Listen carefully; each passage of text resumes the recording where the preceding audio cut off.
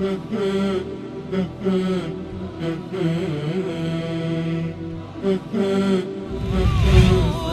على الحسن العبقى فالورد تضوع واعتنقى حسن يا رب لنا الخلقا طهره فلا يحوي نزقا.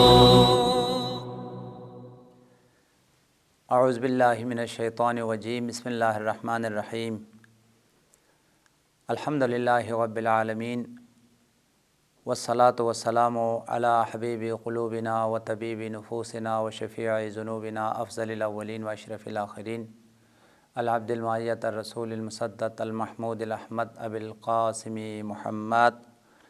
اللہم صلی علی محمد و آل محمد وعجل فرجہم واہل بیتہ الطیبین الطاہرین المعصومین المظلومین الغر المیامین الذین اذہب اللہ عنہم الرجس وطہرہم تطہیرا. اللہم صلی علی محمد و آل محمد وعجل فرجہم. اما بعد فقد قال اللہ الحکیم ما یلفظ من قول الا لدیہ رقیب وعتید. وقال رسول اللہ صلی اللہ علیہ وآلہ وسلم نجات المؤمن فی حفظ لسانہ. وقال مولانا امیر المؤمنین علی بن ابی طالب علیہ السلام اذا تم العقل نقص الکلام. مومنین کرام، آپ کے خدمت میں اس درس میں جس موضوع کو انتخاب کیا ہے وہ موضوع زبان کو گناہوں سے بچانا ہے، زبان کی حفاظت کرنا ہے، اور زبان کی اصلاح کرنے کی اور زبان کی حفاظت کرنے کی روایات اور آیات کی روشنی میں ضرورت اور تاکید، اس حوالے سے آپ کی خدمت میں کچھ گفتگو جو ہے وہ کرنا ہے اور کچھ عرائض پیش کرنا ہے. سب سے پہلے آپ کی خدمت میں زبان کے حوالے سے مختصر وضاحت کرنا ضروری سمجھتا ہوں. زبان اگر اس کی اصلاح ہو جائے اور زبان کو نیکیوں میں اور خدا کے ذکر میں، محمد آل محمد کے اوپر درود پڑھنے میں اور ہدایت کے لیے، نصیحت کے لیے اور انسان کی بلائی کے لیے اگر استعمال کیا جائے تو یہ زبان بہترین نعمت ہے اور عظیم عطیہ پروردگار ہے، اور پھر اس زبان کے ذریعے سے انسان عظیم مقامات اور درجات کو پا لیتا ہے. یہی زبان ہے کہ جس کے ذریعے سے انسان جو ہے وہ عبادت کرتا ہے، ذکر کرتا ہے اور نماز پڑھتا ہے، قرآن پاک کی تلاوت کرتا ہے، اور محمد آل محمد کے فضائل و مصائب و دیگر جو عظیم ہدایت ہے، نصیحت ہے، ان تمام سب کا وسیلہ جو ہے وہ زبان ہے. لہٰذا یہ زبان پھر جس کو روایات میں مفتاح الخیر کہا گیا ہے، یعنی نیکیوں کی چابی بن جاتی ہے. بہت ساری نیکیوں کی جو چابی ہے، بنیاد ہے، وہ زبان بن جاتی ہے. لیکن اگر خدا ناخواستہ زبان کی اصلاح نہ ہو جائے اور زبان کو قابو میں نہ رکھا جائے، زبان بے لگام ہو جائے، کنٹرول سے باہر ہو جائے اور زبان کی تہذیب نہ ہو، زبان پاکیزہ نہ ہو، تو اس کو زبان نہیں کہتے بلکہ تمام برائیوں کی چابی کہا گیا ہے. حضرت باقر العلوم مولا امام محمد باقر کا فرمان ہے اللسان مفتاح کل شر و خیر. زبان تمام شر کی چابی ہے، تمام برائیوں کی چابی ہے. یعنی زبان جو ہے وہ بہت سارے گناہوں کا وسیلہ ہے، اور زبان کی بہت ساری آفات ہیں، بہت سارے نقصانات ہیں، اور زبان کی وجہ سے انسان بہت سارے جو ہے نا وہ گناہ بجا لاتے ہیں.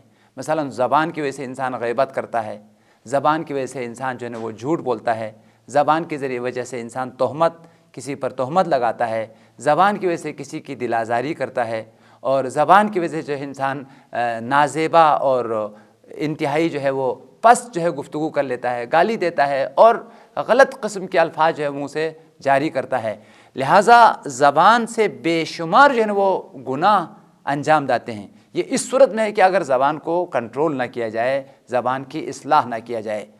اس لیے اس بات کا سمجھنا ضروری ہے کہ روایات کی روشنی میں ہمارے لیے بہت زیادہ تاکید کی گئی ہے کہ تم اپنی زبان کو کنٹرول کرو، زبان کو قابو میں رکھو، کم گفتگو کیا کرو، کم جو ہے وہ بولا کرو۔ سکوت کی بڑی فضیلت ہے، سکوت کی جو ہے بڑی جو ہے نا وہ تاکید ہے۔ جب تک انسان خاموش رہتا ہے کوئی گناہ نہیں ہوتا ہے، کسی کی دل آزاری نہیں ہوتی ہے، کسی قسم کا گناہ جو ہے انسان کے نامہ اعمال میں نہیں لکھا جاتا ہے۔ اس وجہ سے روایت میں ہے انسان جب تک خاموش ہے، یہ دونوں فرشتے بھی جو ہے نا بالکل خاموش ہے، کچھ نہیں لکھتے، نہ گناہ لکھا جا رہا ہے نہ نیکی، بالکل خاموش۔ قلم جو ہے نا وہ تحریر، کچھ چیز جو ہے نا تحریر نہیں کر رہا ہے۔ لیکن جب بولنے لگا اب لکھنے لگا۔ کیا لکھا؟ اگر زبان سے اچھی گفتگو ہے، ذکر ہے، عبادت ہے، نیکی ہے، ہدایت ہے، تو دائیں فرشتے نے نیکیاں اور عبادات لکھنا شروع کر دیا۔ لیکن اگر زبان کی اگر اصلاح نہیں ہوا تو زبان سے خدا ناخواستہ جتنے غلط باتیں اور جتنے نامناسب اور ناجائز باتیں تم جو بھی کچھ کہہ رہے ہو، بول رہے ہو، وہ فرشتے لکھ رہے ہیں۔ کیا کیا باتیں پورے دن بھر تو نے کی، کتنی اچھی باتیں کی، کتنی نیک باتیں کی، کتنی جو ہے نا اچھی گفتگو کی، کتنے نیک ہدایتیں اور ذکر، درود اور خدا کی رضا کے لیے کتنی تم نے گفتگو کی، وہ باتیں بھی جو ہے وہ لکھی جا رہی ہے۔ اور کتنی تم نے غلط باتیں کی، کتنا تم نے جھوٹ بولا، کتنا تم نے غیبت کی، کتنا معاذ اللہ تم نے گالی دی، اور کتنا جو ہے نا تم نے دل آزاری کی جو ہے نا وہ باتیں کی۔ لہٰذا تمہاری جو زبان ہے اس سے بے شمار گناہ جو ہے نا وہ پائے، بے شمار گناہ جو وہ انجام ہوئے۔ اگر تم زبان پر کنٹرول کر لیتے تو یہ سارے گناہ انجام نہ ہوتے۔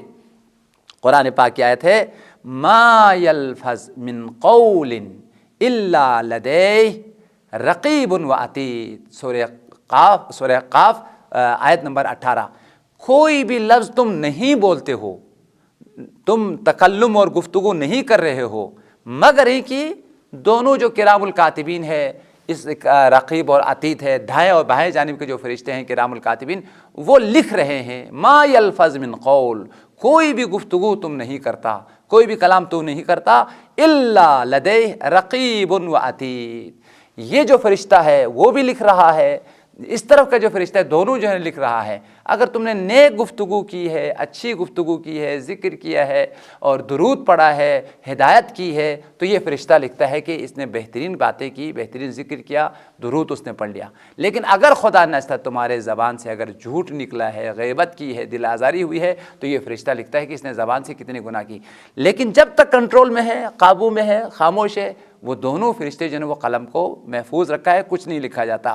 لہٰذا بولنے کے بعد یا تو انسان اس کے اعمال ہے، عبادت ہے، درجات کی بلندی کا سبب ہے، یا پھر زبان کنٹرول سے باہر ہو، خدا نخواستہ زبان پر قابو نہیں ہے، تو وہ پھر گناہ بھی انسان کی زبانوں سے جو وہ سرزد ہوتا ہے۔ اس وجہ سے متعدد روایات میں آیا ہے کہ تم اپنی زبان کنٹرول کرو، زبان کی حفاظت کرو، تاکہ گناہوں سے تم محفوظ ہو جائے، گناہوں سے تم بچ سکے۔ سرور کائنات ختمی مرتبت کا فرمان ہے نجات المؤمن فی حفظ لسانہ، مومن کی نجات زبان کی کنٹرول میں ہے۔ اگر تمہاری زبان تمہارے کنٹرول میں ہے، قابو میں ہے، اور بہت زیادہ گفتگو نہیں کرتے، غیبت نہیں کرتے، جھوٹ نہیں بولتے، تہمت نہیں لگاتے، دل آزاری نہیں کرتے، زبان کی حفاظت، فرمایا نجات المؤمن فی حفظ لسانہ، مومن کی جو نجات ہے، خوش بختی ہے، کامیابی ہے، وہ زبان کی کنٹرول میں ہے۔ جب تک تمہاری زبان تمہارے کنٹرول میں ہے تمہارے لیے نجات ہے، تمہارے لیے مغفرت ہے، تمہارے لیے بہترین مقامات ہے۔ لیکن اگر تمہاری زبان تمہاری کنٹرول سے باہر ہوا، زبان اب تمہارے قابو میں نہیں ہے، بہت بول رہے ہو، غلط اور صحیح بہت باتیں کر رہے ہو، تو سمجھو کہ تم نے اپنی زبان کی وجہ سے اپنی نجات کو، اپنی کامیابی کو جو ہے نا وہ کھو دیا ہے۔ ایک اور روایت، اس روایت کو تنبیہ الغافلین ایک بہترین کتاب ہے، پیغمبر کی ارشادات اور پیغمبر کے روایات کا مجموعہ ہے، تنبیہ الغافلین باحادیث سید المرسلین کے نام سے یہ کتاب ہے، اور اس کے صفحہ نمبر 165 پر یہ روایت موجود ہے۔ ابی سعید خدری نے اس روایت کو سرور کائنات سے نقل کیا ہے، ان رسول اللہ قال جاء رجل الى النبی فقال یا رسول اللہ اوصنی۔ ابی سعید خدری کہتا ہے کہ پیغمبر کی خدمت میں ایک شخص آیا اور پیغمبر سے تقاضا کی، یا رسول اللہ میرے لیے نصیحت کیجئے، میرے لیے ہدایت کیجئے، کہ میں کیسے نجات پا سکتا ہوں، کیسے میں خدا کی رضا کو پا سکتا ہوں، میرے لیے بہترین نصیحتیں اور ہدایتیں کریں جس کے ذریعے سے میں سعادت مند ہو جاؤں، کامیاب ہو جاؤں۔ لہٰذا پیغمبر سے تقاضا کی اوصنی، آپ مجھے نصیحت کریں اور ہدایت کریں۔ پیغمبر نے اس شخص کو کئی اساسی اور بنیادی چیزوں کی نصیحت کی، یعنی حقیقتاً پیغمبر نے یہ جو نصیحتیں کی ہے اس شخص کو، اس پر کوئی بھی انسان عمل کرے گا وہ اپنی سعادت کو پالے گا، اپنی کامیابی اور اپنی نجات جو ہے اس کو یقینی بنائے گا۔ پیغمبر نے فرمایا، فقال رسول اللہ، اس شخص کو وصیت اور نصیحت کرتے ہوئے فرمایا، علیک بتقوی اللہ فإنہا جماع کل خیر، تمہارے لیے تقوی الہی ضروری ہے، تم اپنے دل میں تقوی پیدا کرو، تقوی الہی جو ہے اختیار کرو، یعنی تمام واجبات پر عمل کرو، جتنے بھی محرمات ہیں، معصیتیں ہیں، ان سے اپنے آپ کو بچاؤ۔ یہی تقوی تمام نیکیوں کی مجموعہ ہے، یعنی حقیقت میں اگر کسی کے دل میں اگر تقوی آ گیا تو یہ ایک صفت نہیں ہے، یہ تمام خوبیوں کا مجموعہ ہے۔ فرمایا علیک بتقوی اللہ، تم تقوی الہی اختیار کرنا، فإنہا، یہ تقوی جماع کل خیر، تمام نیکیوں کا مجموعہ ہے۔ تقوی ایک چیز کا نام نہیں ہے، تمام واجبات پر عمل کرنے کا نام ہے، تمام محرمات سے اپنا آپ کو بچانے کا نام ہے۔ لہٰذا تم نے اگر تقوی اختیار کیا تو تمام خوبیاں اور تمام نیکیاں جو ہے اپنے ذات میں جو ہے وہ پیدا کی۔ سب سے پہلی نصیحت تقوی الہی اختیار کرنا ہے۔ دوسری نصیحت وعلیک بالجہاد، اور تمہارے لیے ضروری ہے پوری زندگی جہاد میں گزارنا۔ اب جہاد کا معنی ایک تو دشمن کے مقابل میں جہاد کرنا ہے، ایک اپنے آپ کو گناہوں سے بچانا ہے جس کو جہاد اکبر کہا گیا ہے۔ یعنی اگر کوئی انسان اپنی نگاہوں کو نامحرم سے بچاتا ہے، اپنی زبان کو جھوٹ سے بچاتا ہے، غیبت سے بچاتا ہے، اپنے کانوں کو حرام سے بچاتا ہے، اپنے پیٹ کو لقمہ حرام سے بچاتا ہے، اسی طریقے سے لمحہ بہ لمحہ ایک ایک قدم پر جو گناہ ہے، معصیتیں، ان سے اگر اپنے آپ کو بچا رہا ہے تو یہ مجاہد اکبر ہے، یہ عظیم جہاد کرنے والا انسان ہے۔ یہ حضرت امام حسن عسکری کا فرمان ہے کہ کوئی جہاد نہیں ہے ترک گناہ سے بڑھ کر، ترک گناہ سب سے بڑا جو ہے نا وہ جہاد ہے۔ اس لیے پیغمبر نے فرمایا تمہارے لیے جہاد جو ہے نا ضروری ہے، یعنی دونوں حوالے سے، دشمن کے مقابل میں بھی، اور جو نفس جو تمہارا باطنی دشمن ہے اس کو بھی برائیوں سے بچانا، یہ بہت بڑا جہاد ہے، جہاد اکبر ہے، اس کو تمہیں انجام دینا چاہیے۔ اس کے بعد فرمایا وعلیک بذکر اللہ، ہمیشہ یاد الہی میں رہنا، ہمیشہ ذکر خدا میں رہنا، اور کثرت کے ساتھ خدا کو یاد کرنا اور خدا کا ذکر کرنا، جیسے قرآن میں آیا وَاذْكُرُوا اللَّهَ ذِكْرًا كَثِيرًا وَسَبِّحُوهُ بُكْرَةً وَأَصِيلًا۔ سورہ مبارکہ احزاب کی آیت ہے، پروردگار عالم نے مومنین کو حکم دیا کہ ہمیشہ خدا کو یاد رکھنا، ہر جگہ، ہر حال اور ہر مقام پہ خدا کو یاد کرتے رہنا۔ وَاذْكُرُوا اللَّهَ ذِكْرًا كَثِيرًا، کثرت سے خدا کو یاد کرنا، ذکر کرنا، یعنی زبانی حوالے سے بھی خدا کے ذکر میں، سبحان اللہ میں، لا الہ الا اللہ میں، اور قلبی حوالے سے بھی ہمیشہ دل میں یاد الہی ہو۔ یہی ذکر انسانوں کو گناہوں سے بچانے کا جو ہے وہ سبب ہے۔ اور چوتھے مرحلے پہ جو نصیحت کیا ہے وہ تلاوت القرآن، قرآن سے دور نہیں رہنا، ہمیشہ قرآن پاک کی تلاوت کرتے رہنا۔ اور اگر تم قرآن پاک کی تلاوت کرو گے، یہ تلاوت تمہارے لیے نور ہے، یہ حقیقت میں دنیا میں بھی تمہارے لیے نور ہے، تمہارا دل منور ہوگا، تمہارے فکر منور ہوگا، تمہارا گھر نورانی ہوگا، اور یہ قبر میں بھی تمہارے لیے نور ہے اور حشر میں بھی نور ہے۔ اور اسی وجہ سے روایات میں آیا ہے، پیغمبر کا فرمان ہے، نوروا بیوتکم بتلاوت القرآن، تم اپنی گھروں کو نورانی بناؤ قرآن پاک کی تلاوت کے ذریعے سے۔ جہاں تلاوت ہوتی ہے اس جگہ سے نور عرش الہی کی طرف، آسمان کی طرف جو ہے وہ چلا جاتا ہے۔ لہذا فرمایا قرآن پاک کی تلاوت کرتے رہنا، یہ تمہارے لیے باعث نور ہے۔ اور آخری نصیحت جو پیغمبر نے اس شخص کو کیا ہے، وَاحْزُنْ لِسَانَكَ إِلَّا مِنْ كُلِّ خَيْرٍ، اپنی زبان کو بچانا، اپنی زبان سے ڈرتے رہنا۔ زبان تمام برائیوں کا آلہ ہے، تمام برائیوں کا وسیلہ ہے، تمہاری زبان محفوظ رہنی چاہیے۔ اگر تم نے زبان کو کنٹرول کیا اور اگر زبان کو قابو میں رکھا تو سمجھو کہ ہر شر سے تم بچ گیا، ہر برائی سے جو ہے تم بچ گیا۔ فرمایا وَاحْزِنْ لِسَانَكَ، اپنی زبان سے ڈرتے رہنا، اپنی زبان کو قابو میں رکھنا، الا من خیر، مگر ان کی زبان کو نیکیوں کے لیے، خیر کے لیے، ہدایت کے لیے استعمال کرنا، باقی اپنی زبان کو کنٹرول میں رکھنا۔ فَإِنَّكَ بِذَلِكَ تَغْلِبُ الشَّيْطَانَ، اگر تم نے اپنی زبان کو کنٹرول میں رکھا تو تم شیطان پر غالب ہو جاؤ گے، شیطان پر کامیابی حاصل ہوگے۔ شیطان تمہیں زبان کے ذریعے سے گناہوں میں آلودہ کرے گا، گناہوں میں مبتلا کرے گا۔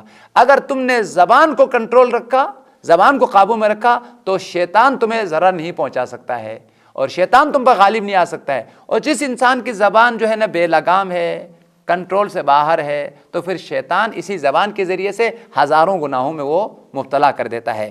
اس لیے سرور کائنات نے فرمایا زبان کی حفاظت کرنا، فَإِنَّ بِذَلِكَ تَغْلِبُ الشَّيْطَانِ، زبان کی کنٹرول کرنے کے ذریعے سے انسان مومن شیطان پر غالب ہوتا ہے اور شیطان پر کامیابی جو ہے وہ حاصل کرتا ہے۔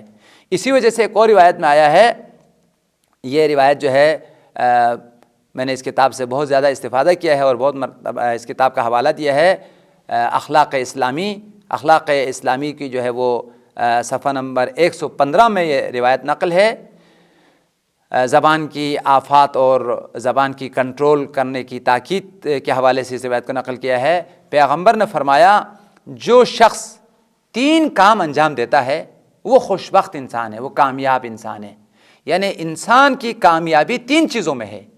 اگر کوئی شخص 3 چیزوں پر عمل کر رہا ہے، 3 چیزیں اگر کسی کی زندگی میں ہے، تو پیغمبر نے اسے بشارت دی کہ تم کامیاب ہے، تم خوش بخت ہے، تمہاری دنیا بھی کامیاب ہے، تمہاری آخرت بھی کامیاب ہے۔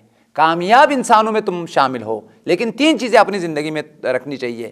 فرمایا طوبی لمن ملک لسانہ، خوش بخت ہے، کامیاب ہے، خوش نصیب انسان ہے وہ انسان جس کی زبان کا وہ خود مالک ہے، زبان کو اس طریقے سے اس نے اصلاح کیا ہے، قابو میں رکھا ہے، جہاں بولنا چاہیے وہاں بولتا ہے، جہاں زبان کو حرکت میں لانی چاہیے، جہاں زبان سے استفادہ کرنا چاہیے وہاں وہ زبان سے استفادہ کرتا ہے، زبان کا وہ مالک ہے، زبان پر وہ کنٹرول کرتا ہے۔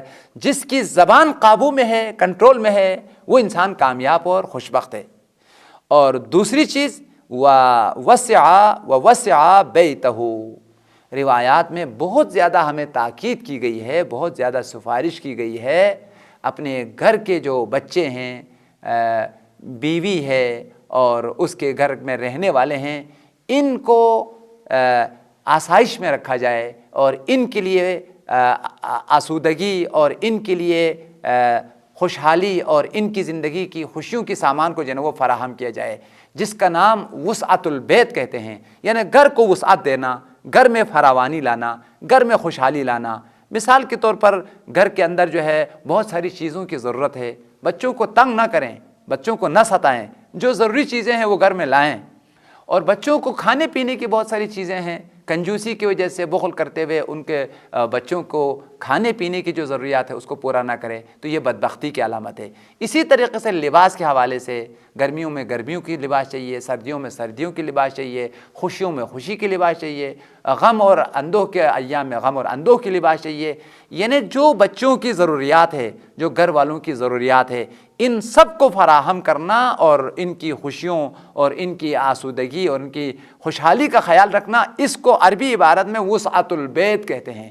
گھر میں فراوانی، گھر میں وسعت دینا۔ پیغمبر نے فرمایا وہ انسان خوش بخت ہے، خوش نصیب ہے، خدا کا مقرب انسانوں میں سے ہیں جو اپنے بچوں کو خوشحال رکھتا ہے، اپنی بچوں کی ضروریات کو پورا کرتا ہے اور ان کی آسودگی اور ان کی آرامش اور ان کی سکون کے لیے جو جو چیزیں ضروریات ہیں ان کو فراہم کرتا ہے۔ تو اس نے اپنے بچوں کو خوش رکھا ہے، اللہ اس کو خوش رکھتا ہے۔ اس نے اپنے گھر کو جنت بنایا ہے، قیامت میں بھی اللہ اس کو جنت میں جنت عطا کر لیتا ہے۔ دیکھیں مومنین کرام، اس نقطے پہ توجہ کریں، اگر خدا ناخواستہ کوئی شخص اگر اپنی گھر کو جہنم بنا دے، بیوی اس سے ناراض ہے، بچے اس سے ناراض ہے، بیوی کی جو ضروریات ہے پورا نہیں کرتے، بچوں کی جو ضروریات ہے پورا نہیں کرتے، اور ہزاروں بہانے کر کے جو ہے نا وہ گھر کی جو ضروریات ہے، گھر کی جو لوازمات ہے اس کو پورا نہیں کرتے۔ جس شخص نے بد اخلاقی کرتے ہوئے، ظلم کرتے ہوئے، ستم کرتے ہوئے گھر کو اگر کسی نے جہنم بنایا ہے تو اس کی آخرت کی جہنم بھی پکی ہے۔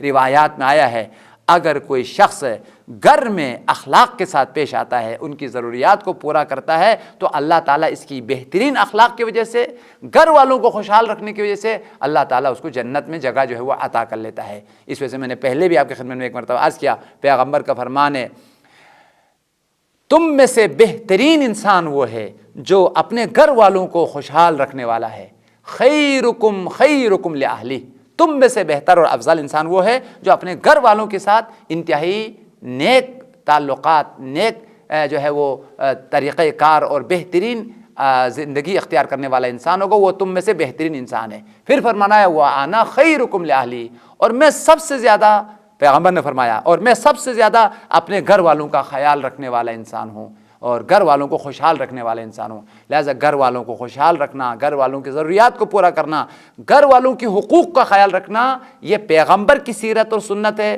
اور جو گھر والوں کی حقوق اور ان کی ضروریات کو پورا کرتا ہے وہ پیغمبر کی سنت پر عمل کر رہا ہے، لہٰذا اس کے دنیا میں بھی خوش بختی ہے، کامیابی ہے، اور آخرت میں بھی۔ یہ دو چیزیں ہو گئی۔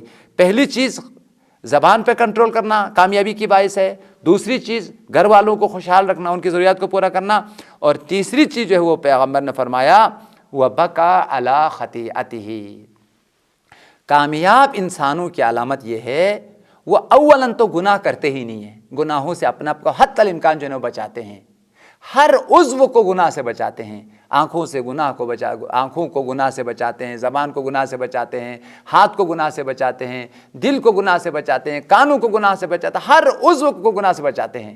لیکن انسان ہے، معصوم تو نہیں ہے، کبھی اگر کوئی گناہ ہو جائے تو وہ گریہ کرتا ہے، تو پشیمانی اور ندامت کے آنسو بہاتے ہیں، اور پھر بارگاہ الہی میں توبہ اور استغفار کرتے ہیں۔ پیغمبر نے فرمایا خوشبخت انسان ہے وہ انسان جس نے اپنی گناہوں کو یاد کر کے رویا، اپنی گناہوں کو یاد کر کے گڑگڑایا، اور پھر ندامت کے آنسو کے ذریعے سے گناہوں کے دبے کو دھویا۔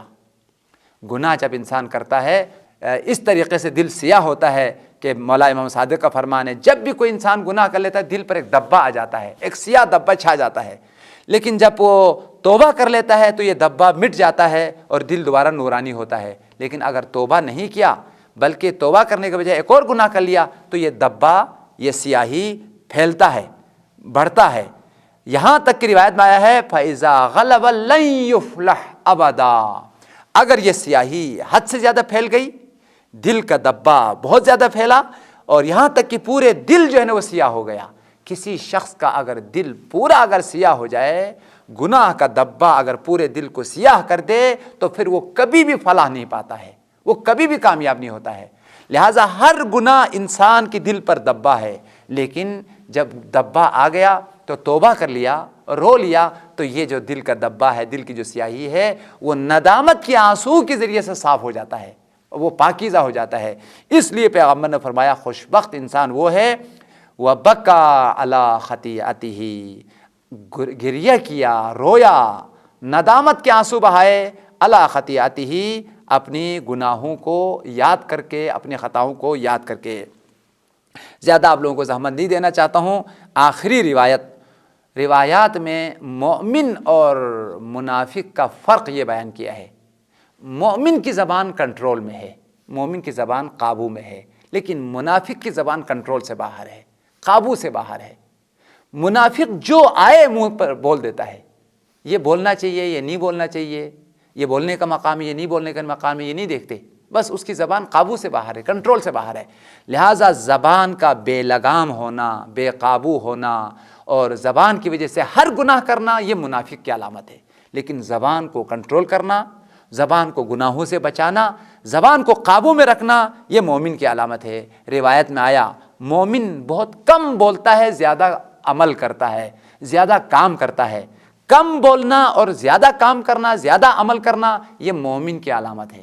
زیادہ بولنا اور کم کام کرنا یہ منافق کی علامت ہے۔ باتیں بہت کرتا ہے، ہزاروں باتیں، ہزاروں جو ہے نا وہ لوگوں کے بارے میں، لوگوں کو خدمت کے حوالے سے ہم نے یہ کیا، یہ کہ دنیا کی باتیں کرتا ہے، لیکن عملی میدان میں، خدمت کے میدان میں کچھ نہیں کرتا ہے۔ لہٰذا زیادہ بولنا اور کم کام کرنا، کم خدمت کرنا، کم عمل کرنا یہ منافق کی علامت ہے، لیکن کم بولنا اور زیادہ عمل کرنا، زیادہ کارکردگی عملی میدان میں خدمت کرنا یہ مومن کی علامت ہے۔ اس روایت کی متن کو آپ کے خدمت میں بیان کرتا ہوں، اس امید کے ساتھ کہ آل محمد کی ان ارشادات کو آپ سنیں گے اور ان پر آپ عمل کریں گے تاکہ دنیا اور آخرت دونوں کی خوشبختی اور سعادت کو پالیں۔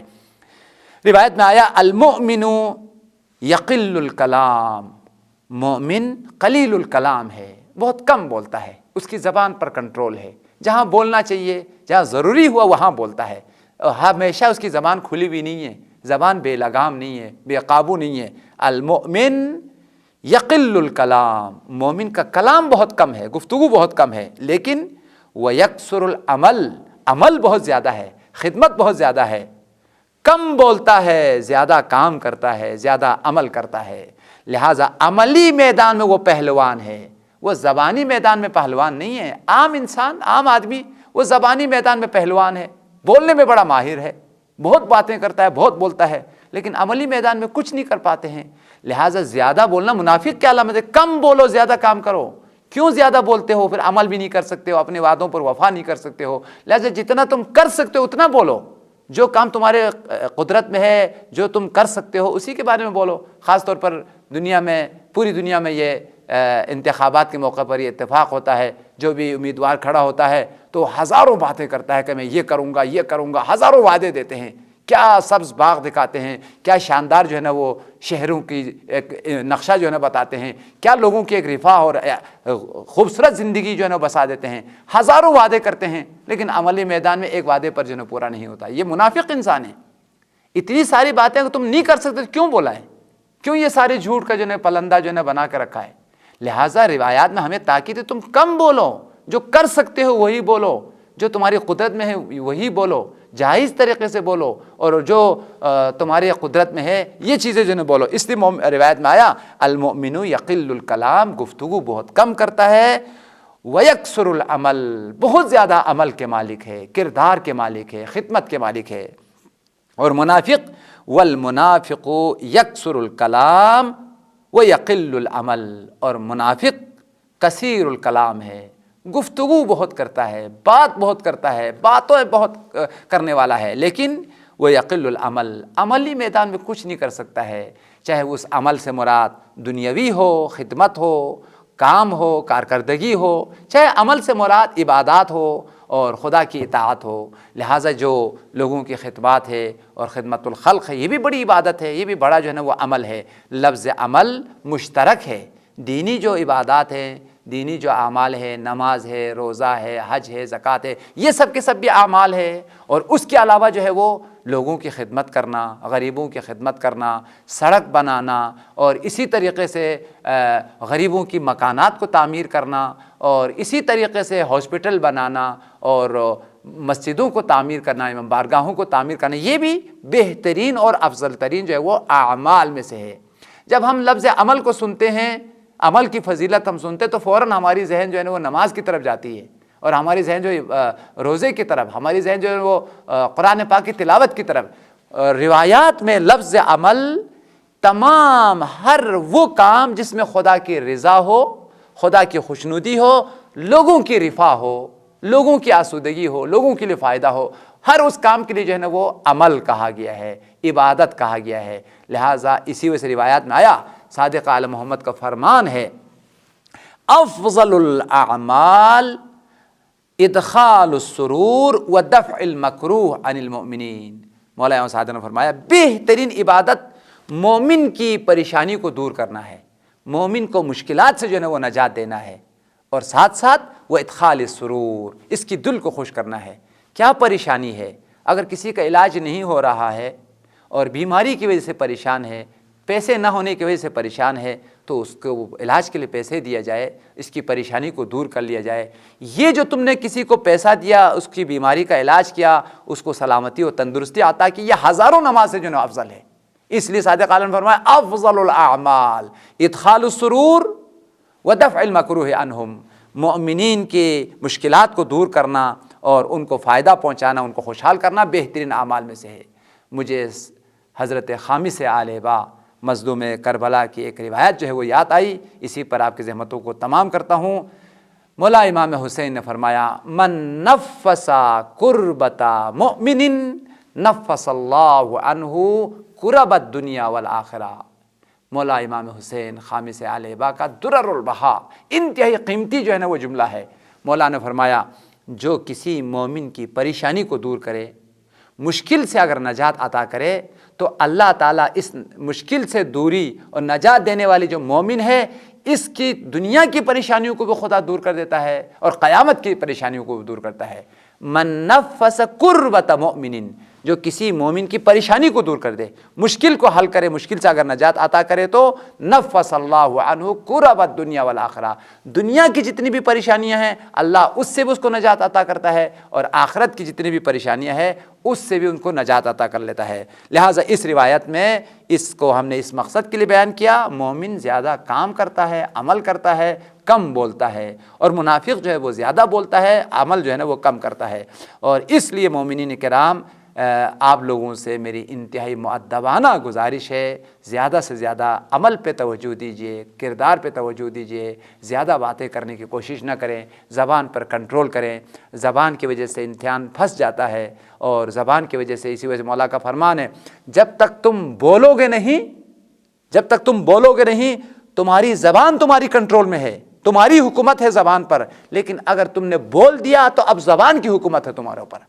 یہ نہج البلاغہ میں کلمات القصار میں مولا کا فرمان ہے، جب تک انسان نہیں بولتا ہے اس وقت تک انسان زبان کا مالک ہے، زبان پر انسان جو ہے، انسان نے زبان کو کنٹرول کیا ہوا، قابو کیا ہوا ہے، انسان حاکم ہے زبان پر۔ بات کہنے کے بعد پھر انسان کا بچنا بہت مشکل ہے، لہٰذا انسان زبان کی وجہ سے پھنس جاتا ہے، زبان کی وجہ سے بہت ساری مشکلات میں جو ہے نا وہ گر جاتا ہے۔ لیکن اگر آپ زبان کو کنٹرول میں رکھیں گے تو بہت ساری جو زبان کی آفات ہیں، زبان کی بہت ساری جو گناہ ہیں، ان سارے گناہوں سے آپ بچیں گے، اور دنیا میں بھی آپ کبھی نہیں پھنسیں گے۔ آپ کو پھنسانے والی جو چیز ہے وہ آپ کی زبان ہے، اگر آپ نے اپنی زبان کو کنٹرول میں رکھا تو کوئی آپ کو پھنسا نہیں سکتی۔ ایک اور روایت اچانک مجھے یاد آیا، روایت میں ہے جب بھی صبح ہوتا ہے تو یہ تمام کے تمام اعضاء، ہاتھ، پیر، کان، آنکھ، سب زبان سے خطاب کرتے ہوئے فرماتے ہیں کہ اے زبان تو کنٹرول میں رہنا، تو قابو میں رہنا۔ اگر تم کنٹرول میں ہے تو ہم سب سکون میں ہیں، ہمیں کوئی پریشانی نہیں ہے، اگر تو کنٹرول سے باہر ہو گیا تو تمہاری وجہ سے ہم سب جہنم میں جائیں گے۔ گناہ تم نے کیا ہے، جھوٹ تم نے بولا ہے، غیبت تم نے کی ہے، اور معاذ اللہ گالی تم نے دی ہے، لیکن تمہاری وجہ سے پر اللہ تعالی ہم سب کو جہنم میں ڈالے گا۔ اس لیے ہر صبح جو ہے تمام اعضاء زبان سے درخواست کرتے ہیں، تقاضا کرتے ہیں، اے زبان تو رب خدا کنٹرول میں رہنا، قابو میں رہنا۔ اگر تم کنٹرول میں رہے تو ہم سب محفوظ ہیں، ہم سب بچے ہوئے ہیں، لیکن اگر تو کنٹرول سے باہر ہو گیا تو تمہاری وجہ سے ہم سب بھی گناہوں میں مبتلا ہو جائیں گے، اور ان گناہوں کی وجہ سے ہم قیامت میں جو ہے وہ جہنم میں چلے جائیں گے۔ یا پھر دنیا میں زبان نے غلطی کی، اسی زبان کی وجہ سے دوسرے اعضاء کو سزائیں جو ہے وہ مل جاتی ہے، سزائیں جو وہ کاٹنا جو ہے پڑتا ہے۔ لہٰذا مومنین کرام، ان روایات کی روشنی میں ہمیں اپنی زبان کو کنٹرول میں رکھنا چاہیے، زبان کو عبادت کے لیے، ذکر کے لیے، صلوات کے لیے، اور دین کی ہدایت کے لیے، پیغام الہی کو پہنچانے کے لیے، ان کاموں کے علاوہ ہمیشہ زبان کو کنٹرول میں رکھنا چاہیے۔ اسی کا نام صمت ہے، اسی کا نام خاموشی ہے، اور اسی کی بڑی فضیلت اور منزلت کو آل محمد نے بیان کیا ہے۔ خدایا پروردگار، تیری عظمت، تیری جلالت، تیری قدرت اور کبریائی کا واسطہ، محمد و آل محمد کی امامت اور ولایت کا واسطہ، تیرے حبیب سرور کائنات کی نبوت اور رسالت کا واسطہ، ہمیں ہر برائیوں سے، ہر گناہوں سے نجات پیدا کرنے کی توفیق عطا فرما۔ ہمیں اپنی زبان پر قابو اور کنٹرول کر کے گناہوں سے بچنے کی اور گناہوں پر قابو پانے کی توفیق عطا فرما۔ خدا بندہ آل محمد کی روایات پر اور ان کی ارشادات پر عمل کر کے دونوں جہانوں میں ہمیں سرخروئی اور سعادت عطا فرما۔ خدایا پروردگار، جو تمام خوبیوں کا مالک ہے، جو تمام شریعتوں کا مالک ہے، جو تمام رسالتوں کا وارث ہے، جو تمام نبیوں کا وارث ہے، جو تمام انسانی کمالات کا وارث ہے، منجی بشریت مصلح کائنات حضرت بقیت اللہ اعظم کی ظہور میں تعجیل فرما، ہمیں ان کے اصحاب اور انصاروں میں شامل فرما۔ ربنا تقبل منا بجاہ محمد وآل طیبین الطاہرین، اللہم صلی علی محمد وآل محمد وعجل فرجہم۔